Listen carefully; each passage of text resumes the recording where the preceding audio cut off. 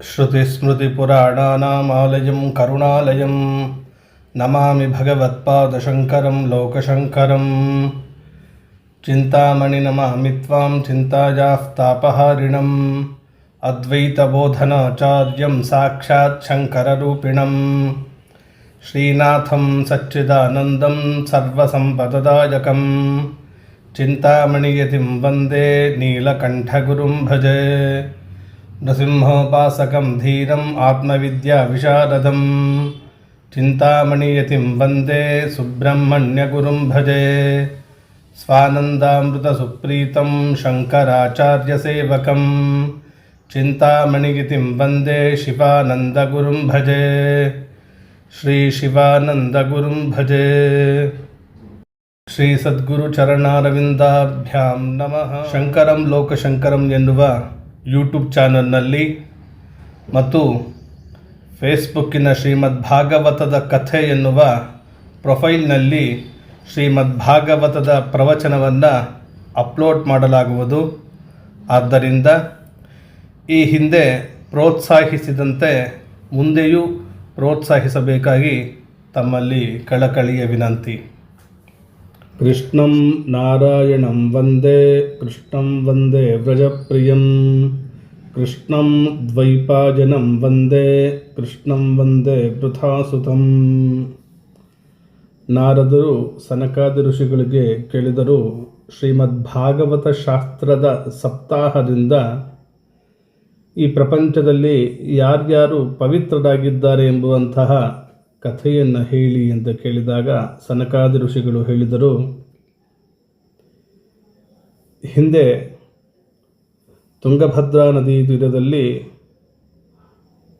ಒಂದು ಅನುಪಮವಾದ ನಗರ ಇತ್ತು. ಆ ನಗರದಲ್ಲಿ ಸಮಸ್ತ ವೇದ ವಿಶೇಷಜ್ಞನೂ ಆಗಿದ್ದ, ಶೌತಸ್ಮಾತ್ ಕರ್ಮಾನುಷ್ಠಾನಗಳಲ್ಲಿ ನಿಪುಣನೂ ಆಗಿದ್ದ ಆತ್ಮದೇವ ಅಂತ ಒಬ್ಬ ಬ್ರಾಹ್ಮಣನಿದ್ದ. ಅವನು ಸಾಕ್ಷಾತ್ ಸೂರ್ಯನಂತೆ ತೇಜಸ್ವಿಯಾಗಿದ್ದವನು ಕೂಡ. ಅವನು ಪೌರೋಹಿತ್ಯ ವೃತ್ತಿಯಿಂದ ಜೀವಿಸುತ್ತಿದ್ದ, ಅಷ್ಟೇ ಶ್ರೀಮಂತನಾಗಿದ್ದವನು ಕೂಡ. ಅವನಿಗೆ ಸುಂದರಿಯೂ ಅಷ್ಟೇ ಹಠಮಾರಿಯೂ ಆಗಿದ್ದ, ಬಹಳ ಪ್ರೀತಿ ಮಾಡ್ತಾ ಇದ್ದ ದುಂದುಲಿ ಅಂತ ಹೆಂಡತಿ ಇದ್ಲು.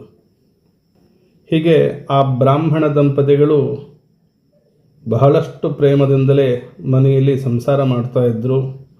ಅವರಿಗೆ ಬೇಕಾದಷ್ಟು ಧನಧಾನ್ಯಗಳು, ಭೋಗ ವಿಲಾಸದ ಸಾಮಗ್ರಿಗಳು ಬೇಕಾದಷ್ಟು ಇತ್ತು. ಅವರಿಗೆ ಯಾವುದೇ ಥರದ ಚಿಂತೆ ಇರಲಿಲ್ಲ.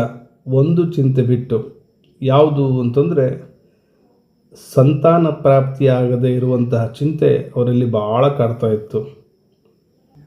ಅವರಿಗೆ ಪ್ರತಿದಿನ ಅವರು ವಯಸ್ಸು ಹೋಗ್ತಾ ಇತ್ತು, ಆ ಪ್ರಾಯ ಕೂಡ ಹೋಗ್ತಾ ಇತ್ತು, ಆದರೆ ಸಂತಾನ ಪ್ರಾಪ್ತಿ ಮಾತ್ರ ಆಗಿರಲಿಲ್ಲ.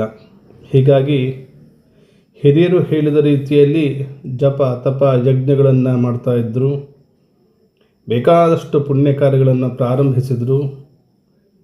ಅದೇ ರೀತಿ ದೀನ ದುಃಖಿಗಳಿಗೆ ಆಕಳು, ಬಂಗಾರ, ಭೂಮಿ, ವಸ್ತ್ರ ಹೀಗೆ ಬೇಕಾದಷ್ಟುಗಳನ್ನು ದಾನ ಮಾಡ್ತಾ ಇದ್ದರು. ಅವನು ಈ ದಾನ ಧರ್ಮಕ್ಕೋಸ್ಕರ ಇಡೀ ಜೀವನದಲ್ಲಿ ಎಷ್ಟು ಧನ ಧಾನ್ಯ ಸಂಗ್ರಹಿಸಿ ಇಟ್ಕೊಂಡಿದ್ನೋ ಅದರ ಅರ್ಧದಷ್ಟು ಈ ದಾನ ಧರ್ಮ ಜಪತಪಗಳಿಗೆ ಅಂದರೆ ಈ ಸಂತಾನಕ್ಕೋಸ್ಕರ ಖರ್ಚು ಮಾಡಿದ್ದ. ಆದರೂ ಕೂಡ ಅವನಿಗೆ ಸಂತಾನ ಪ್ರಾಪ್ತಿ ಆಗಿರಲಿಲ್ಲ. ಹೀಗಾಗಿ ಆ ಬ್ರಾಹ್ಮಣ ತುಂಬ ಅಂದರೆ ತುಂಬ ದುಃಖಿತನಾಗಿ ಮನೆಯಿಂದ ಕಾಡಿಗೆ ಹೊರಟು ಹೋದ ಮಧ್ಯಾಹ್ನ ಸಮಯ ಆಯಿತು. ಅವನಿಗೆ ಬಾಯಾರಿಕೆ ಆಗಿದ್ದರಿಂದ ಅಲ್ಲೇ ಒಂದು ಸ್ವಲ್ಪ ಹುಡುಕಿದ. ಒಂದು ಸರೋವರ ಸಿಕ್ತು. ಆ ಸರೋವರದಲ್ಲಿ ಸ್ವಲ್ಪ ಕೈಕಾಲು ಮುಖ ತೊಳ್ಕೊಂಡು ನೀರು ಕುಡಿದು ಸುಮ್ಮನೆ ಕೂತ್ಕೊಂಡ. ಯಾಕಂದರೆ ಸಂತಾನ ಪ್ರಾಪ್ತಿ ಆಗಿಲ್ವಲ್ಲ ಅಂಥೇಳಿ ಅದರದ್ದೇ ಯೋಚನೆ ಮಾಡ್ತಾ ಕೂತ್ಕೊಂಡಿದ್ದ. ಅಲ್ಲೇ ಕುಳಿತುಕೊಂಡು ಯೋಚನೆ ಮಾಡ್ತಾ ಇರಬೇಕಾದ್ರೆ ಅಲ್ಲಿ ಓರ್ವ ಸನ್ಯಾಸಿಗಳು ಬಂದರು. ಸನ್ಯಾಸಿಗಳು ಅಂತಂದರೆ ಇಬ್ಬರು ಅಥವಾ ಮೂವರು ಅಂತ ಅಲ್ಲ, ಅವರಿಗೆ ಬಹುವಚನ ರೂಪದಲ್ಲಿ ನಾವು ಹೇಳುವಂಥದ್ದು. ಈ ಗ್ರಂಥದಲ್ಲಿ ಓರ್ವ ಸನ್ಯಾಸಿಯು ಅಂತ ಇದೆ, ಆದರೆ ಸಂಸ್ಕೃತದಿಂದ ಇಲ್ಲಿ ತರ್ಜುಮೆ ಮಾಡಬೇಕಾದ್ರೆ ಹಾಗೆ ಮಾಡಿರಬಹುದೇನೋ, ಆದರೆ ಸನ್ಯಾಸಿಗಳು ಅಂತ ಹೇಳಬೇಕು. ಸುಮಾರು 8 ತಿಂಗಳ ಹಿಂದೆ ನಮ್ಮ ಹೊಸಪೇಟೆಯಲ್ಲಿರುವಂತಹ ಚಿಂತಾಮಣಿ ಮಠಕ್ಕೆ ವಿದ್ವಾನ್ ಡಾಕ್ಟರ್ ಪಾವಗಡ ಪ್ರಕಾಶ್ ಅವರು ಬಂದಿದ್ದರು. ಅವರು ಬಂದಾಗ ಅವರ ಪಾದ ಸ್ಪರ್ಶ ಮಾಡಿ ಅವರ ಪಾದಗಳನ್ನು ತೊಳೆದು ನಾವು ಬರಮಾಡಿಕೊಂಡ್ವು. ತದನಂತರ ಮಹಾಮಂಗಳಾರತಿ ಆದಮೇಲೆ ಶ್ರೀ ಶ್ರೀ ಶಿವಾನಂದ ಭಾರತಿ ಚಿಂತಾಮಣಿ ಸ್ವಾಮಿಗಳು ಒಂದು ಆಸನದಲ್ಲಿ ಹಾಗೂ ಇನ್ನೊಂದು ಆಸನದಲ್ಲಿ ವಿದ್ವಾನ್ ಡಾಕ್ಟರ್ ಪಾವಗಡ ಪ್ರಕಾಶ್ ಅವರು ಆಸೀನರಾದರು. ರಾಯರ ಮತ್ತು ಗುರುಗಳ ಮಾತುಗಳೆಲ್ಲ ಆದಮೇಲೆ ನಮ್ಮಲ್ಲೇ ಕುಳಿತಿರುವಂತಹ ಒಬ್ಬರು ಶಂಕರಾಚಾರ್ಯರ ಬಗ್ಗೆ ಒಂದು ಪ್ರಶ್ನೆಯನ್ನು ಕೇಳಬೇಕು ಗುರುಗಳೇ, ಕೇಳಬಹುದಾ ಅಂತ ಕೇಳಿದರು. ಕೇಳಿ ಅಂತಂದರು. ಅವರು ಪ್ರಶ್ನೆಯನ್ನು ಕೇಳಿದರು. ಅದಾದಮೇಲೆ ರಾಯರು ಅಂದರೆ ವಿದ್ವಾನ್ ಡಾಕ್ಟರ್ ಪಾವಗಡ ಪ್ರಕಾಶ್ ಅವರು ಒಂದು ಮಾತನ್ನು ಹೇಳಿದರು. ರಾಯರು ಉತ್ತರವನ್ನು ಹೇಳಿದರು. ಅದಕ್ಕಿಂತ ಮುಂಚೆ ನೀವು ಶಂಕರಾಚಾರ್ಯರ ಬಗ್ಗೆ ಪ್ರಶ್ನೆ ಏನೇನು ಕೇಳಿದ್ದೀರಿ, ಸಂತೋಷ. ಆದರೆ ನಿಮಗೊಂದು ಮಾತು ಹೇಳೋದಿದೆ, ನಿಮಗೊಂದೆಲ್ಲ ಇಲ್ಲಿ ಇದ್ದವರಿಗೆ ಎಲ್ಲರಿಗೂ ಹೇಳೋದೊಂದು ಮಾತಿದೆ. ಏನು ಅಂತಂದರೆ, ಬರೀ ಶಂಕರಾಚಾರ್ಯರು ಅಂತ ಹೇಳಬಾರ್ದು, ಶ್ರೀ ಶ್ರೀ ಶಂಕರಾಚಾರ್ಯರು ಅಥವಾ ಶ್ರೀ ಶ್ರೀ ಶಂಕರ ಭಗವತ್ಪಾದಾಚಾರ್ಯರು, ಶ್ರೀ ಶ್ರೀ ಶಂಕರ ಭಗವತ್ಪಾದರು. ಅವರೊಬ್ಬರಿಗೆ ಅಲ್ಲರಿ, ಯಾವುದೇ ಗುರುಗಳಾಗಲಿ ಯಾರೇ ಸನ್ಯಾಸಿಗಳಾಗಲಿ ಅವರಿಗೆ ಶ್ರೀಕಾರ, ಒಂದಾದರೂ ಶ್ರೀಕಾರ ಹಾಕಿ ಆ ಗುರುಗಳ ಹೆಸರುಗಳನ್ನು ಹೇಳಬೇಕು ರೀ, ಆ ನಾಮಧೇಯನ ಹೇಳಬೇಕು. ಉದಾಹರಣೆಗೆ ನಮ್ಮ ಎದುರುಗಡೆ ಕುಳಿತಿರುವಂತಹ ಇವ್ರದ್ದು ಹೆಸರು ಹೇಳೋದಾದರೂ ಕೂಡ ಅಷ್ಟೇ ರೀ, ಶ್ರೀ ಶ್ರೀ ಶಿವಾನಂದ ಭಾರತಿ ಚಿಂತಾಮಣಿ ಮಹಾಸ್ವಾಮಿಗಳು ಅಂತಲೇ ಹೇಳಬೇಕು. ನೀವು ಮಾತಾಡಬೇಕಾದ್ರೂ ಅಷ್ಟೇ, ಗುರುಗಳ ಹೆಸರನ್ನು ಹೇಳಬೇಕಾದ್ರೆ ಶ್ರೀಕಾರ ಹಾಕಿನೇ ಹೇಳಬೇಕು. ಅಕಸ್ಮಾತ್ ಅವರ ಹೆಸರು ಗೊತ್ತಿಲ್ಲ ಅಂತಂದರೆ ಸನ್ಯಾಸಿಗಳು ಅಂತ ಹೇಳಬೇಕು, ಸನ್ಯಾಸಿ ಅಂತ ಯಾವತ್ತೂ ಹೇಳಬಾರ್ದು. ಗುರುಗಳಿಗೆ ಬಹುವಚನದಲ್ಲೇ ಮಾತನಾಡಬೇಕು ಅಂತ ಹೇಳಿದ್ದನ್ನು ನಾವು ಇಲ್ಲಿ ಸ್ಮರಿಸಬೇಕು. ಸನ್ಯಾಸಿಗಳು ಬಂದರು, ಅವರನ್ನು ಈ ಬ್ರಾಹ್ಮಣ ನೋಡಿದ ಕೂಡಲೇ ಅವರ ಹತ್ರ ಹೋಗಿ ನಮಸ್ಕಾರ ಮಾಡಿ ಬಹಳ ಬಿಕ್ಕಿ ಅಳ್ತಾ ಇದ್ದಾನೆ. ಆಗ ಸನ್ಯಾಸಿಗಳು ಕೇಳಿದರು, ಯಾಕಪ್ಪ ಅಳ್ತಾ ಇದ್ದೀಯಾ, ನಿನಗೆ ಅಂಥ ಚಿಂತೆ ಏನಿದೆ ಅಂತ ಕೇಳಿದರು. ಅದಕ್ಕೆ ಆ ಬ್ರಾಹ್ಮಣ ಹೇಳಿದ, ಈ ಜನ್ಮದಲ್ಲೋ ಅಥವಾ ನನ್ನ ಹಿಂದಿನ ಜನ್ಮದಲ್ಲೋ ನಾನು ಏನು ಪಾಪ ಮಾಡಿದ್ದೀನೋ ನನಗೆ ಗೊತ್ತಿಲ್ಲ ಗುರುಗಳೇ. ನನ್ನ ದುಃಖ ಏನಂತ ಹೇಳಿ ನಿಮ್ಮ ಹತ್ರ. ನಾನು ಯಾವ ಜನ್ಮದಲ್ಲಿ ಏನು ಪಾಪ ಮಾಡಿದ್ನೋ ಗೊತ್ತಿಲ್ಲ. ಈ ಜನ್ಮದಲ್ಲಿ ನನಗೆ ಸಂತಾನನೇ ಇಲ್ಲ ಗುರುಗಳೇ. ಸಂತಾನ ಇಲ್ಲಿದ್ದರಿಂದ ನನಗೆ ಎಲ್ಲವೂ ಒಂದು ರೀತಿ ಶೂನ್ಯದಂತೆ ಕಾಣ್ತಾ ಇದೆ. ಹಾಗಾಗಿ ನಾನು ಬಹಳ ದುಃಖಪಟ್ಟು ಪಟ್ಟು ಇಲ್ಲಿಗೆ ಪ್ರಾಣತ್ಯಾಗ ಮಾಡೋದಕ್ಕೋಸ್ಕರ ಬಂದಿದ್ದೀನಿ. ಸಂತಾನಹೀನವಾದ ನನ್ನ ಜೀವನಕ್ಕೆ ಧಿಕ್ಕಾರ ಇರಲಿ. ಸಂತಾನ ಇಲ್ಲದಿರುವಂತಹ ನನ್ನ ಮನೆ, ನನ್ನ ದುಡ್ಡು, ಧನ, ಧಾನ್ಯ, ನನ್ನ ಕುಲ, ಇವುಗಳೆಲ್ಲದಕ್ಕೂ ಧಿಕ್ಕಾರ ಇರಲಿ. ಎಷ್ಟು ಕಷ್ಟ ಆಗ್ತಾ ಇದೆ ಅಂತಂದರೆ, ನಾನು ಸಾಕಿದ ಹಸುವು ಕೂಡ ಗೊಡ್ಡಾಗ್ತಾ ಇದೆ. ಅಂದರೆ ನಾನೇನು ಸಾಕಿದ್ದೀನಿ ಹಸು, ಅದು ಒಂದು ಕರು ಕೂಡ ಹಾಕಿಲ್ಲ. ನಾನು ನನ್ನ ಮನೆ ಮುಂದೆ ಏನಾದರೂ ಮರನೋ ಗಿಡನೋ ನೆಟ್ಟಿದ್ರೆ ಆ ಮರದಿಂದ ಒಂದು ಹೂ ಬರೋದಿಲ್ಲ, ಒಂದು ಹಣ್ಣು ಕೂಡ ಬಿಡೋದಿಲ್ಲ. ಹೋಗಲಿ, ನನ್ನ ಮನೆಗೆ ಏನಾದರೂ ಖುಷಿಯಿಂದ ಹಣ್ಣುಗಳನ್ನು ತೊಗೊಂಡು ಬಂದರೆ ಆ ಹಣ್ಣುಗಳು ಕೂಡ ಬೇಗನೆ ಕೊಳ್ತು ಹೋಗ್ತಾ ಇರ್ತದೆ. ಇಂತಹ ಪುತ್ರಹೀನ ನಿರ್ಭಾಗ್ಯನಾಗಿರುವ ನಾನು ಬದುಕಿ ಏನು ಪ್ರಯೋಜನ ಗುರುಗಳೇ ಅಂತ ಹೇಳ್ತಾ ಇರಬೇಕಾದ್ರೆ ಆ ಬ್ರಾಹ್ಮಣ ದುಃಖದಿಂದ ಹೇಳಿ ಗುರುಗಳ ಪಾದಕ್ಕೆ ತಲೆ ಇಟ್ಟು ಬಿಕ್ಕಿ ಬಿಕ್ಕಿ ಆಳ್ತಾ ಇದ್ದಾನೆ. ಆಗ ಆ ಯತಿಗಳಿಗೆ ಅವ್ರ ಮನಸ್ಸಲ್ಲಿ ತುಂಬ ಕರುಣೆ ಉಂಟಾಯಿತು. ಅವರು ತಪಸ್ಸನ್ನು ಮಾಡಿರುವಂಥವರು, ಯೋಗನಿಷ್ಠರಾಗಿದ್ದವರು. ಆಗ ಅವ್ರ ಮನಸ್ಸಿಗೆ ಬಹಳ ಬೇಜಾರಾಗಿ ಆ ಬ್ರಾಹ್ಮಣನ ಹಣೆಯ ಬರವನ್ನು ನೋಡೋಣ ಅಂಥೇಳಿ ಆ ಬ್ರಾಹ್ಮಣ ಹಣೆಯ ಬರವನ್ನು ಅರಿತುಕೊಂಡು ಆ ಬ್ರಾಹ್ಮಣನಿಗೆ ಆ ಜೊತೆಗಳು ಹೇಳಿದರು, ನೋಡಪ್ಪ, ನಾನು ಈಗ ನಿನ್ನ ಪ್ರಾರಬ್ಧವನ್ನೆಲ್ಲ ನೋಡಿ ನಿಶ್ಚಯ ಮಾಡಿ ನಿನಗೆ ಹೇಳ್ತಾ ಇದ್ದೀನಿ. 7 ಜನ್ಮಗಳವರೆಗೆ ನಿನಗೆ ಯಾವುದೇ ಥರದ ಸಂತಾನ ಇಲ್ಲ. ಹಾಗಾಗಿ ಅದರ ಆಸೆಯನ್ನು ಬಿಟ್ಬಿಡು. ಯಾಕಂತಂದರೆ ಹಿಂದಿನ ಕಾಲದಲ್ಲಿ ರಾಜ ಸಗರನಿಗೆ ಮತ್ತು ಅಂಗರಾಜನಿಗೆ ಸಂತಾನದಿಂದ ದುಃಖ ಭೋಗಿಸಬೇಕಾಯಿತು. ಅವನು ಸಂತಾನ ಆಗಿದ್ದರಿಂದಲೇ ಅವನು ಬಹಳ ದುಃಖಕ್ಕೀಡಾದ. ನೀನು ಕುಟುಂಬದ ಆಸೆಯನ್ನು ಬಿಟ್ಟು ಇಲ್ಲಿ ಬಂದಿದ್ದಿ, ಪ್ರಾಣತ್ಯಾಗ ಮಾಡಬೇಕು ಅಂತ ಬಂದಿದ್ದೀಯ. ಹಾಗಾಗಿ ನೀನು ಕುಟುಂಬದ ಆಸೆಯನ್ನು ಬಿಟ್ಟುಬಿಡು, ಸನ್ಯಾಸವನ್ನು ಸ್ವೀಕಾರ ಮಾಡು. ಆ ಸನ್ಯಾಸದಲ್ಲೇ ಎಲ್ಲ ಥರದ ಸುಖ ಇದೆ ಅಂತ ಹೇಳಿದಾಗ ಆ ಬ್ರಾಹ್ಮಣನ ಹೇಳ್ದ, ನನಗೆ ಬಲವಂತವಾಗಿ ಒಬ್ಬ ಪುತ್ರನನ್ನು ಕರುಣಿಸಿ ಗುರುಗಳೇ, ಇಲ್ಲ ಅಂದರೆ ನಾನು ನಿಮ್ಮ ಮುಂದೆನೇ ಪ್ರಾಣತ್ಯಾಗ ಮಾಡ್ತೀನಿ.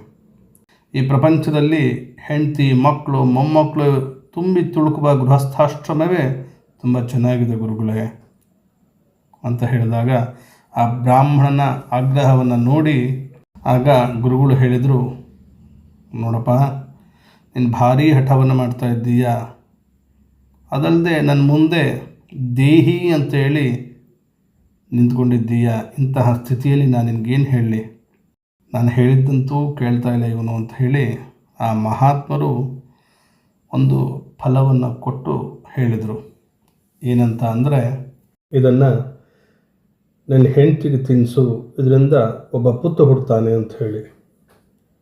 ಅದಾದಮೇಲೆ ಮತ್ತೆ ಯತಿಗಳು ಹೇಳಿದರು, ಸತ್ಯಂ ಶೌಚಂ ದಯಾ ದಾನಂ ಏಕಭಕ್ತಂತು ಭೋಜನಂ ವರ್ಷಾವಧಿ ಸ್ತ್ರೀಯ ಕಾರ್ಯಂ ತೇನ ಪುತ್ರೋತಿ ನಿರ್ಮಲಃ.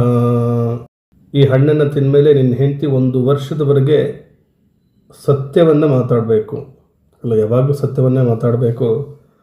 ಆದಷ್ಟು ಗರ್ಭವತಿಯಾಗಿರ್ತಾಳೆ. ಇದೆಲ್ಲ ಮುಂದೆ ಹೇಳುವಂಥದ್ದೆಲ್ಲ ಗರ್ಭಿಣಿಯರು ಅನುಸರಿಸಬೇಕಾದಂತಹ ವ್ರತ ಅಂತಲೇ ಹೇಳ್ಬೋದು. ಸತ್ಯವನ್ನು ಮಾತಾಡಬೇಕು, ಯಾರ ಹತ್ರನೂ ಆದಷ್ಟು ಸುಳ್ಳನ್ನು ಮಾತಾಡಬಾರ್ದು ಅಂಥೇಳಿ. ಮತ್ತು ಶೌಚ ಅಂಥೇಳಿ, ಶೌಚ ಅಂತಂದರೆ ಮಡಿಯಿಂದ ಇರಬೇಕು ಅಂಥೇಳಿ. ಮಡಿಯಿಂದ ಇರಬೇಕು ಅಂತಂದರೆ ಏನು ಯಾವಾಗಲೂ ಒದ್ದೆ ಬಟ್ಟೆ ಉಟ್ಕೊಂಡಿರಬೇಕೋ ಅಥವಾ ಎಲ್ಲೂ ಹೊರಗಡೆ ಹೋಗ್ಲಾರ್ದೇ, ಯಾರನ್ನೂ ಮುಟ್ಕೊಳ್ಳಾರ್ದೇ ಒಂದು ಮೂಲೆ ಕುತ್ಕೋಬೇಕೋ, ಈ ಥರ ಅಲ್ಲ. ಶೌಚ ಅಂತಂದರೆ ಶುಚಿತ್ವ ಅಥವಾ ಶುಭ್ರ, ಶುದ್ಧಿಯಾಗಿರಬೇಕು. ಎಲ್ಲಾದರೂ ಕೂತ್ಕೊಳ್ಳೋಕ್ಕಿಂತ ಮುಂಚೆ 3-4 ಸಲ ಯೋಚನೆ ಮಾಡಿ ಕೂತ್ಕೊಳ್ಬೇಕು ಅಂಥೇಳಿ. ಯಾಕಂತಂದರೆ ಅಲ್ಲಿ ಏನಾದರೂ ಹುಳ ಹುಪ್ಪಡಿಗಳು ಇರಬಹುದೇನೋ ಅಂಥೇಳಿ. ಅಥವಾ ಏನಾದರೂ ನೀರು ಕುಡಿಬೇಕಾದ್ರೆ, ಆಹಾರ ತಿನ್ನಬೇಕಾದ್ರೆ 2-3 ಸಲ ನೋಡಿಕೊಂಡು ನೀರು ಕುಡಿಬೇಕು ಅಂಥೇಳಿ. ಇನ್ನು ದಯಾ, ದಯಾ ಅಂತಂದರೆ ಕರುಣೆ ಅಥವಾ ಕನಿಕರದಿಂದ ಇರಬೇಕು. ಯಾರಾದರೂ ಸಣ್ಣ ಸಣ್ಣ ಮಕ್ಕಳು ಏನಾದರೂ ಬಂದು ಪದೇ ಪದೇ ಕೇಳ್ತಾ ಇರ್ತಾರೆ, ಪಕ್ಕದ ಮನೆಯವರು, ಮುಂದಿನ ಮನೆಯವರು, ಯಾರಾದರೂ ಅಂಥವ್ರು ಯಾರಾದರೂ ಬಂದು ಏನಾದರೂ ಕೇಳಿದರೆ ದಯೆಯಿಂದ ಅಂದರೆ ಕರುಣೆಯಿಂದ ಅವ್ರು ನೋಡಬೇಕು. ವಯಸ್ಸಾದವ್ರನ್ನ, ಇವ್ರನ್ನೆಲ್ಲರನ್ನೂ ಕರುಣೆಯಿಂದ ನೋಡು ಅಂಥೇಳಿ. ಮತ್ತು ದಾನ, ದಾನ ಅಂದ ತಕ್ಷಣ ಯಾವಾಗಲೂ ದಾನ ಮಾಡ್ತಾನೆ ಇರೋದಂತಲ್ಲ. ಯಾರಾದರೂ ಏನಾದರೂ ಬಂದು ಒಂದು ಸಣ್ಣದಾಗಿ ಏನಾದರೂ ಕೇಳಿದರೆ ಕೊಡುವಂತಹ ಬುದ್ಧಿಯಾದರೂ ಇರಬೇಕು. ಅದೇ ರೀತಿ ದಾನ ಮಾಡಬೇಕು ಅಂಥೇಳಿ. ಆಮೇಲೆ ಒಪ್ಪತ್ತು ಊಟ ಅಂಥೇಳಿ, ಮಧ್ಯಾಹ್ನ ಊಟ ಮಾಡಿದರೆ ರಾತ್ರಿ ಊಟ ಮಾಡಲೇಬಾರ್ದ ಅಂತಲ್ಲ, ಒಂದು ಸ್ವಲ್ಪ ಮಿತಿಯಾಗಿರುವಂಥ ಆಹಾರ ತಗೊಳ್ಬೇಕು ಅಂಥೇಳಿ.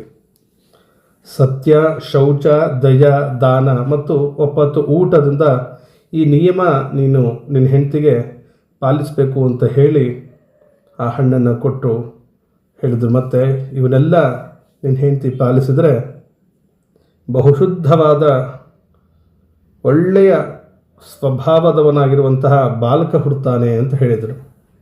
ಈಗ ಹೇಳಿ ಆ ಯೋಗಿಗಳು, ಆ ಯತಿಗಳು ಹೊರಟೋದರು. ಆತ್ಮದೇವ ತನ್ನ ಹೆಂಡತಿಗೆ ಈ ಹಣ್ಣನ್ನು ತಿನ್ನು, ಈ ಹಣ್ಣನ್ನೆಲ್ಲ ತಿಂದಮೇಲೆ ಇವತ್ತಿನಿಂದಲೇ ಆ ಯತಿಗಳು ಹೇಳಿದ ವ್ರತಗಳನ್ನೆಲ್ಲ ಹೇಳಿಬಿಟ್ಟು ಇವತ್ತಿನಿಂದಲೇ ಆ ವ್ರತಗಳನ್ನು ಪ್ರಾರಂಭ ಮಾಡು ಅಂತ ಹೇಳಿ ಎಲ್ಲೋ ಹೊರಟು ಹೋದ. ಅವಳ ಹೆಂಡತಿನೂ ಕುಟಿಲ ಸ್ವಭಾವದವಳು ಅಂತಂದರೆ ಒಂಥರ ವಕ್ರ ಬುದ್ಧಿ. ಈ ಕಡೆಗೆ ತೀರಾ ಕೆಟ್ಟವಳಲ್ಲ, ಈ ಕಡೆಗೆ ತೀರಾ ಒಳ್ಳೆಯವಳು ಅಲ್ಲ, ಆ ರೀತಿ ಸ್ವಭಾವದವಳು. ಹಾಗೆ ಹಠಮಾರಿ ಕೂಡ. ಅವಳು ತನ್ನ ಸ್ನೇಹಿತೆ ಹತ್ರ ಹೇಳಿದ್ಲು, ನನಗೆ ಭಾಳ ಚಿಂತೆ ಆಗಿದೆ ಕಣೆ, ನಾನು ಈ ಹಣ್ಣನ್ನು ತಿನ್ನೋದಿಲ್ಲ. ಯಾಕಂತಂದರೆ ಈ ಹಣ್ಣು ತಿಂದರೆ ನಾನು ಗರ್ಭವತಿ ಆಗ್ತೀನಂತೆ, ಅದರಿಂದ ನನಗೆ ಹೊಟ್ಟೆ ಬೆಳೀತದೆ, ಮತ್ತು ಅದನ್ನು ತಿನ್ನಬಾರ್ದು ಇದನ್ನು ತಿನ್ನಬಾರ್ದು ಅನ್ನೋದೊಂದು ವ್ರತ. ಇದರಿಂದ ನನ್ನ ಶಕ್ತಿ ಏನಾದರೂ ಅಂದರೆ ಈ ಗರ್ಭಿಣಿ ಸ್ತ್ರೀ ಸ್ವಲ್ಪ ಹೊಟ್ಟೆ ಬಂದಾಗಲಿನಿಂದ ಆಕೆಗೆ ಸ್ವಲ್ಪ ಶಕ್ತಿ ಕಮ್ಮಿ ಆಗ್ತದಂತೆ. ಹಾಗೇನಾದರೂ ನಂಗೆ ಶಕ್ತಿ ಕ್ಷೀಣಿಸ್ತಾ ಹೋದರೆ ನನ್ನ ಮನೆ ಕೆಲಸ ಹೇಗೆ ಮಾಡೋದು? ಅದಲ್ಲದೆ ನಾನು ಗರ್ಭಿಣಿಯಾದೆ ಅಂತ ಇಟ್ಕೊ, ಗರ್ಭಿಣಿಯಾಗಿ ಹೊಟ್ಟೆ ದೊಡ್ಡದಾಗಿ ಹಂಗಿರ್ಬೇಕಾದ್ರೆ ನನ್ನ ಗಂಡ ನನ್ನ ಮನೆಯಲ್ಲಿ ಇಲ್ಲದೆ ಇದ್ದಾಗ ದರೋಡೆಕೋರರು ಏನಾದರೂ ನನ್ನ ಮನೆಗೆ ಬಂದು ಆಕ್ರಮಣ ಮಾಡಿದರೆ ನಂಗೆ ಓಡಿ ಹೋಗ್ಲಿಕ್ಕೆ ಆಗೋದಿಲ್ಲಲ್ಲ. ಅಕಸ್ಮಾತ್ ಎಲ್ಲಾದರೂ ಹೆರಿಗೆ ಸಮಯದಲ್ಲಿ ನನ್ನ ಪ್ರಾಣ ಹೋಗ್ಬಿಟ್ರೆ ಹೆಂಗೆ? ಆಮೇಲೆ ಕೇಳ್ಪಟ್ಟು ನಾನು ಈ ಪ್ರಸವ ಸಮಯದಲ್ಲಿ ಭಯಂಕರ ನೋವು ಉಂಟಾಗ್ತದಂತೆ. ನಾನು ಇಷ್ಟು ಹಾಯಾಗಿ ಬೆಳ್ಕೊಂಡು ಬಂದಿದ್ದೀನಿ, ಆ ಪ್ರಸವ ಸಮಯದಲ್ಲಿ ನನಗೆ ಏನಾದರೂ ನೋವು ಉಂಟಾದರೆ ಹೆಂಗೆ ಸಹಿಸಲಿ ಅದನ್ನು? ಮತ್ತು ನಾನು ಗರ್ಭಿಣಿ ಆದೆ ಅಂತ ಇಟ್ಕೊ, ದೊಡ್ಡ ಹೊಟ್ಟೆ ಬೆಳೆದು ಬಿಟ್ಟಿರುತ್ತೆ, ಎಲ್ಲೂ ಬೇಗ ಹೋಗ್ಲಿಕ್ಕಾಗಲ್ಲ, ಬೇಗ ಬರಲಿಕ್ಕಾಗಲ್ಲ. ಹಿಂಗಿರಬೇಕಾದ್ರೆ ನಾನು ದುರ್ಬಲರಾಗಿರ್ತೀನಿ. ಅಂಥ ಸಮಯದಲ್ಲಿ ನನ್ನ ಆಜ್ಞೆ ಏನಾದರೂ ನನ್ನ ಮನೆಗೆ ಬಂದು ನಂಗೆ ಗೊತ್ತಿಲ್ಲದೇ ಏನಾದರೂ ಪದಾರ್ಥಗಳನ್ನು ಸಾಗಿಸ್ಬಿಟ್ರೆ ಹೆಂಗೆ ಮಾಡೋದು? ಇದೆಲ್ಲ ಒಂದು ಕಡೆ ಆದರೆ ಅವ್ರ ಯತಿಗಳು ಯಾರೋ ಹೇಳಿದ್ರು ಅಂತ ನನ್ನ ಗಂಡನಿಗೆ ಸತ್ಯ, ಶೌಚ, ದಯ, ದಾನ ಮತ್ತು ಒಪ್ಪತ್ತು ಊಟ ಮಾಡ್ಬೇಕಂತೆ. ಈ ರೀತಿ ಈ ವ್ರತವನ್ನು ಮಾಡೋದು ನಂಗೆ ಕಷ್ಟ ಆಗ್ತದೆ. ಈ ರೀತಿ ಒಂದಿಷ್ಟು ತನ್ನ ಗೆಳತಿ ಹತ್ರ ಹೇಳಿದ್ರೆ ಹೀಗೆ ಮನಸ್ಸಿನಲ್ಲಿ ಆ ದುಂದುಲಿ ನಾನಾ ಥರದ ಕುತರ್ಕಗಳನ್ನು ಮಾಡ್ತಾ ಆ ಹಣ್ಣನ್ನು ತಿನ್ನಲಿಲ್ಲ. ಆ ಹಣ್ಣನ್ನು ಎಲ್ಲೋ ಬಚ್ಚಿಟ್ಬಿಟ್ಟು ಗಂಡ ಕೇಳಿದಾಗ ಹ್ಞೂ ರೀ ಹಣ್ಣು ತಿಂದೀನಿ ಅಂತ ಹೇಳಿದ್ಲು. ಹೀಗಿರುವಾಗ ಒಂದಿನ ಆ ದುಂದುಲಿ ತಂಗಿ ಮನೆಗೆ ಬಂದಳು. ಆ ತಂಗಿ ಹತ್ರ ಎತ್ತುಗಳು ಕೊಟ್ಟಿದ್ದ ಹಣ್ಣನ್ನು ಮತ್ತು ಎತ್ತಿಟ್ಟಿದ್ದನ್ನು ಮತ್ತು ಅವಳು ಮನಸ್ಸಿನಲ್ಲಿ ಬಂದಂತಹ ವಿಚಾರವನ್ನೆಲ್ಲ ತಂಗಿಗೆ ಹೇಳಿದ್ಲು. ಆಗ ತಂಗಿ ಹೇಳಿದ್ಲು ಅಕ್ಕನಿಗೆ, ಈ ಚಿಂತೆಯೆಲ್ಲ ಬಿಟ್ಬಿಡು, ನಾನೀಗ ಗರ್ಭಿಣಿಯಾಗಿದ್ದೀನಿ, ನನ್ನ ಹೊಟ್ಟೆಯಲ್ಲಿ ಮಗು ಬೆಳೀತಾ ಇದೆ, ಹೆರಿಗೆ ಆದಮೇಲೆ ಆ ಮಗುವನ್ನೇ ನಿನಗೆ ಕೊಟ್ಬಿಡ್ತೀನಿ, ಅಲ್ಲಿವರೆಗೆ ನೀನು ಗರ್ಭಿಣಿಯಂತೆ ನಾಟಕ ಮಾಡ್ತಾ ಮನೆಯಲ್ಲೇ ಬಚ್ಚಿಟ್ಕೊಂಡ್ಬಿಡು, ಎಲ್ಲೂ ಹೊರಗೆ ಹೋಗಬೇಡ, ನೀನು ನನ್ನ ಗಂಡನಿಗೆ ಸ್ವಲ್ಪ ಹಣ ಕೊಟ್ಬಿಡು, ನನ್ನ ಮಗುವನ್ನು ನನ್ನ ಗಂಡ ನಿನ್ನ ತಂದು ಕೊಟ್ಬಿಡ್ತಾನೆ ಅಂತ ಹೇಳಿದಾಗ, ಮತ್ತು ನನ್ನ ಮಗು 6 ತಿಂಗಳಿದ್ದಾಗಲೇ ಸತ್ತು ಹೋಯಿತು ಅಂತ ಏನು ಎಲ್ಲರಿಗೂ ಹೇಳ್ತೀನಿ, ನಾನು ಪ್ರತಿದಿನ ನಿನ್ನ ಮನೆಗೆ ಬಂದು ಆ ಮಗುವಿನ ಪಾಲನೆ ಪೋಷಣೆ ಹಾಲು ಕೊಡ್ತಾ ಇರ್ತೀನಿ, ನೀನೀಗ ಅದನ್ನು ಪರೀಕ್ಷೆ ಮಾಡೋದಕ್ಕೋಸ್ಕರ ಬೇಕಾದರೆ ಈ ಹಣ್ಣನ್ನು ಎತ್ತಿಗಳು ಯಾರೋ ಮಂತ್ರಿಸಿಕೊಟ್ಟಿದ್ದಾರೆ ಅಂತ ಹೇಳಿದ್ರಲ್ಲ, ಆ ಹಣ್ಣು ತಿಂದರೆ ನಿಂಗೆ ಮಗು ಆಗುತ್ತೆ ಅಂತ ಹೇಳಿದ್ರಲ್ಲ, ಬೇಕಾದ ಪರೀಕ್ಷೆ ಮಾಡು, ಈ ಹಣ್ಣನ್ನು ಅಲ್ಲಿ ಗೊಡ್ಡಾದ ಆಕಳು ಇದೆಯಲ್ಲ, ಒಂದು ದಿವಸಕ್ಕೂ ಕರು ಹಾಕಿಲ್ಲಲ್ಲ, ಆ ಆಕಳಿಗೆ ಹೋಗಿ ತಿನ್ನಿಸ್ಬಿಡು ನೋಡೋಣ ಏನಾಗುತ್ತೆ ಅಂಥೇಳಿ. ಆ ದೊಂದುಲಿ ತಂಗಿ ಮಾತನ್ನು ಕೇಳಿ ಅದರಂತೆ ಎಲ್ಲ ರೀತಿಯೂ ಮಾಡಿದ್ಲು. ಇಷ್ಟೆಲ್ಲ ಆದಮೇಲೆ ಒಂದಷ್ಟು ದಿವಸಗಳ ಕಳೆದ ಮೇಲೆ ತಂಗಿಗೆ ಮಗು ಹುಡ್ತು, ಗಂಡು ಮಗು ಹುಡ್ತು. ಅವಳು ಯಾರಿಗೂ ಗೊತ್ತಾಗಲಾರ್ದಂಗೆ ದುಂದುಲಿಗೆ ಕೈಗೆ ತಂದುಕೊಟ್ಲು. ಮತ್ತು ಆತ್ಮದೇವನಿಗೆ ನನಗೆ ಸುಖವಾಗಿ ಒಂದು ಗಂಡು ಮಗು ಹುಟ್ಟಿತು ಅಂತೇಳಿ ಸೂಚಿಸಿದ್ಲು. ಹೀಗೆ ಆತ್ಮದೇವನಿಗೆ ಮಗು ಆದದ್ದನ್ನು ತಿಳಿದು ಬಹಳ ಸಂತೋಷಪಟ್ಟ. ಬ್ರಾಹ್ಮಣರನ್ನು ಕರೆಸಿ ಜಾತಕರ್ಮ, ನಾಮಕರಣ, ಹೀಗೆ ಏನೇನು ಸಂಸ್ಕಾರಗಳನ್ನು ಮಾಡಬೇಕು ಆ ಸಂಸ್ಕಾರಗಳನ್ನೆಲ್ಲ ಮಾಡಿ ಯಥೇಚ್ಛವಾಗಿ ದಕ್ಷಿಣೆಯ ದಾನಾದಿಗಳನ್ನು ಕೊಟ್ಟ. ಮನೆಗಳಲ್ಲಿ ವಾದ್ಯಗಳು, ಸಂಗೀತಗಳು, ಹೀಗೆ ಮಾಂಗಲಿಕ ಕೃತ್ಯಗಳೆಲ್ಲ ನಡೆದವು.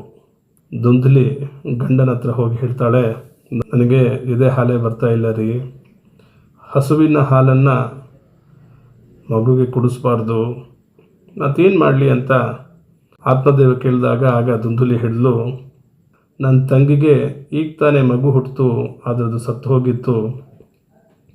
ಅವಳನ್ನು ನನ್ನ ಮನೆಗೆ ಕರೆಸ್ಕೊಂಡ್ರೆ ಅವಳು ಅದಕ್ಕೆ ಆ ಹಾಲನ್ನು ಕೊಟ್ಟು ಪಾಲನೆ ಮಾಡ್ತಾಳೆ ಅಂತ ಬೇಡಿಕೊಂಡಾಗ ಆತ್ಮದೇವ ಸರಿ ಹಾಗೆ ಮಾಡು ಅಂತ ಹೇಳಿ ಹೋದ.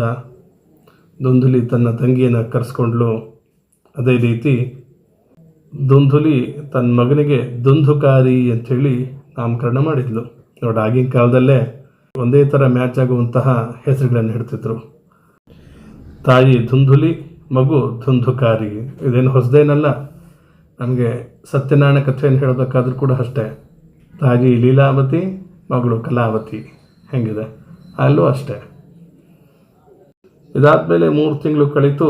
ಯತಿಗಳು ಏನು ಕೊಟ್ಟಿದ್ರು ಹಣ್ಣು, ಆ ಹಣ್ಣನ್ನು ಪರೀಕ್ಷೆ ಮಾಡೋದಕ್ಕೋಸ್ಕರ ಆ ಗೊಡ್ಡಾದ ಹಸುಗೆ ತಿನ್ನಿಸಿದ್ಲಲ್ಲ, ಆ ಹಸು ಈಗ ಅದಕ್ಕೆ ಮಗು ಹುಡ್ತು. ಬಹಳ ಸುಂದರವಾಗಿರುವಂತಹ ಮಗು ಹುಡ್ತು. ಅದನ್ನು ನೋಡಿ ಆತ್ಮದೇವ ಬಹಳ ಸಂತೋಷಪಟ್ಟ. 1 ಮಗು ಆದರೆ ಸಾಕು ಅಂತ ಹೇಳ್ತಿದ್ದ, ಅಂಥದ್ರಲ್ಲಿ 2 ಮಗು ಆಯ್ತಲ್ಲ ಅಂತೇಳಿ ಅದಕ್ಕೆ ತಾನೇ ಎಲ್ಲ ಸಂಸ್ಕಾರಗಳನ್ನು ಮಾಡ್ದ. ಈ ಸಮಾಚಾರ ಎಲ್ಲರಿಗೂ ಕೇಳಿ ಆಶ್ಚರ್ಯ ಆಯಿತು. ಯಾಕಂತಂದರೆ ಒಂದು ಆಕಳಿನ ಹೊಟ್ಟೆಯಲ್ಲಿ ಒಂದು ಮಗು ಹುಡ್ತಲ್ಲ, ಕರು ಹುಟ್ಟಬೇಕಾಗಿದ್ದ ಮಗು ಹುಡ್ತಲ್ಲ, ಅದು ಹೆಂಗಿದೆ ಅಂತೇಳಿ ಎಲ್ಲರೂ ನೋಡೋದಕ್ಕೆ ಬರ್ತಾಯಿದ್ರು. ಆಕಳು ಹೊಟ್ಟೆಯಿಂದ ಹುಟ್ಟುವುದು ಎಷ್ಟು ಆಶ್ಚರ್ಯ ಅಲ್ವಾ ಅಂಥೇಳಿ ತಮ್ಮ ಮೇಲೆ ಎಲ್ಲರೂ ಮಾತಾಡ್ಕೊಳ್ತಾ ಇದ್ರು. ಅದೇ ರೀತಿ ಯತಿಗಳು ಕೊಟ್ಟಿರುವಂತಹ ಹಣ್ಣಿನಿಂದ ಹಸುವಿನಲ್ಲಿ ಮಗು ಹುಟ್ಟಿತು ಅಂತ ದೈವಯೋಗದಿಂದ ಯಾರಿಗೂ ತಿಳಿಲಿಲ್ಲ. ಆತ್ಮದೇವ ಆ ಕೂಸನ್ನು ನೋಡಿದ. ಎಲ್ಲ ರೀತಿಯೂ ಮನುಷ್ಯನಂತೆ ಇರುವಂಥ ಕೂಸು, ಆದರೆ ಕಿವಿ ಮಾತ್ರ ಆಕಳು ಥರನೇ ಇತ್ತು. ಹಾಗಾಗಿ ಆ ಕೂಸಿಗೆ ಗೋಕರ್ಣ ಅಂಥೇಳಿ ಹೆಸರಿಟ್ಟ. ಹೀಗೆ ಕಾಲ ಕಳೀತು. ಇಬ್ಬರು ಬಾಲಕರು ತರುಣರಾದರು, ಅಂದರೆ ದೊಡ್ಡವರಾದರು. ಅದರಲ್ಲಿ ಗೋಕರ್ಣ ದೊಡ್ಡ ಪಂಡಿತ, ಜ್ಞಾನಿಯಾದ. ಆದರೆ ದುಂದುಕಾರಿ ಭಾರೀ ದುಷ್ಟನಾದ. ದುಂದುಕಾರಿ ಹೇಗಿರ್ತಿದ್ದ ಅಂತಂದರೆ ಪ್ರತಿದಿನ ಸರಿಯಾಗಿ ಸ್ನಾನ ಮಾಡ್ತಾ ಇರಲಿಲ್ಲ, ಮಡಿವಂತನಾಗಿರ್ತಿರ್ಲಿಲ್ಲ, ಶುಚಿತ್ವದಿಂದ ಇರ್ತಿರ್ಲಿಲ್ಲ. ಅಂದರೆ ಹೊಲಸಾಗಿದ್ದಂಥ ಬಟ್ಟೆಗಳನ್ನು ಹಾಕ್ತಾ ಇರ್ತಿದ್ದ, ಎಲ್ಲೆಲ್ಲೋ ಕೂತ್ಕೊಳ್ತಿದ್ದ, ಹೊರಗಡೆ ಹೋಗಿ ಬಂದರೆ ಕಾಲು ತೊಳ್ಕೊಳ್ತಾ ಇರಲಿಲ್ಲ. ಮತ್ತು ಬ್ರಾಹ್ಮಣರು ಮಾಡಬೇಕಾದಂಥ ಆಚಾರ ವಿಚಾರಗಳನ್ನೆಲ್ಲ ಅವನು ಬಿಟ್ಬಿಟ್ಟಿದ್ದ. ಊಟ ಮಾಡಬೇಕಾದ್ರೆ ಪರಶಿಂಚಾಮಿ ಮಾಡ್ತಿರ್ಲಿಲ್ಲ. ಹೀಗೆ ಯಾವುದೇ ಥರದ ನಿಯಮ ಪಾಲಿಸ್ತಾನೆ ಇರಲಿಲ್ಲ. ಮತ್ತು ಅವನಿಗೂ ಸಿಟ್ಟು ಬಹಳ ಬರ್ತಾಯಿತ್ತು. ಸಿಟ್ಟು ಒಂದು ದಿನಕ್ಕೂ ಕಮ್ಮಿ ಆಗಲಾರದೆ ಪ್ರತಿದಿನ ಬೆಳೆದಂತೆ ಅವನಿಗೆ ಸಿಟ್ಟು ಜಾಸ್ತಿ ಆಗ್ತಾ ಇತ್ತು, ಆದರೆ ಕಮ್ಮಿ ಆಗ್ತಾ ಇರಲಿಲ್ಲ. ಯಾವುದೋ ರೀತಿಯಿಂದ ಕೆಟ್ಟ ಕೆಟ್ಟ ವಸ್ತುಗಳನ್ನೆಲ್ಲ ಸಂಗ್ರಹಣೆ ಮಾಡ್ತಾ ಇರ್ತಿದ್ದ. ಯಾರಾದರೂ ತೀರ್ಕೊಂಡ್ರೆ ಅಲ್ಲಿ ನೋಡ್ಲಿಕ್ಕೆ ಹೋಗ್ತಾ ಇದ್ದ, ಆ ಹೆಣವನ್ನು ಮುಟ್ಟು ಬರ್ತಿದ್ದ, ಆದರೆ ಸ್ನಾನ ಮಾಡ್ತಿರ್ಲಿಲ್ಲ. ಅದೇ ಕೈಯಲ್ಲಿ ಹಾಗೆ ಊಟ ಮಾಡ್ತಿದ್ದ. ಎಷ್ಟು ಹೇಳಿದ್ರು ಕೇಳ್ತಾ ಇರಲಿಲ್ಲ. ದೊಡ್ಡವನು ಬೇರೆ ಆಗಿದ್ದ. ಬೇರೆಯವ್ರ ಮನೆಗೆ ಹೋದರೆ ಅಲ್ಲಿ ವಸ್ತುಗಳನ್ನು ಕದೀತಾ ಇರ್ತಿದ್ದ. ಹಾಗೆ ಎಲ್ಲರನ್ನೂ ಒಂದಲ್ಲ ಒಂದು ರೀತಿ ದ್ವೇಷ ಮಾಡ್ತಾನೆ ಇರ್ತಿದ್ದ. ಬೇರೆಯವ್ರ ಮನೆಗೆ ಹೋದರೆ ವಸ್ತುಗಳನ್ನು ಯಾರಿಗೂ ಗೊತ್ತಾಗಲಾರ್ದಂಗೆ ಕದೀತಾ ಇರ್ತಿದ್ದ. ಎಲ್ಲರನ್ನೂ ಏನೋ ಒಂದು ರೀತಿ ದ್ವೇಷ ಮಾಡ್ತಾನೆ ಇರ್ತಿದ್ದ. ಇದು ಅವನ ಸ್ವಭಾವವೇ ಆಗಿ ಹೋಗಿತ್ತು. ಆಗಿನ ಕಾಲದಲ್ಲಿ ಹುಲ್ಲು ಕಡ್ಡಿಯಿಂದ ಗುಡಿಸ್ಲು ಅಥವಾ ಮನೆಗಳನ್ನು ಕಟ್ತಾಯಿದ್ರು.